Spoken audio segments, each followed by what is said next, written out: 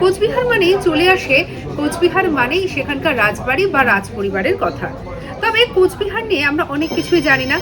এই রাজবাড়ি এমন একটা জায়গা যেখানে মানুষজন কোচবিহারে ঘুরতে গেলে পরে অবশ্যই একবার এই রাজবাড়িতে ঘুরতে যান, কারণ এখানে রয়েছে ইতিহাসের বিভিন্ন ঘটনা। সেই কোচবিহার রাজবাড়ির অর্থাৎ এই কোচ রাজবংশের প্রথম রাজা কে ছিলেন সেটা কি জানেন? প্রথম যিনি রাজা ছিলেন তার নাম হচ্ছে বিশ্বসিংহ, এবং যেটা জানা যায় যে 1515 সনে তিনি ক্ষমতায় এসেছিলেন এবং তিনিই ছিলেন এই কোচ রাজবংশের প্রথম রাজা। এবং যেটা জানা যায় যে এই যে জে.এন. সরকারের মতে যেটা জানা যায় যে তিনি ছিলেন একজন ক্ষমতাশীল কোচ জনগোষ্ঠীর লোক এবং নাকি রীতিমতো সেখানকার মানুষজনের কাছে যথেষ্ট জনপ্রিয় ছিলেন তিনি।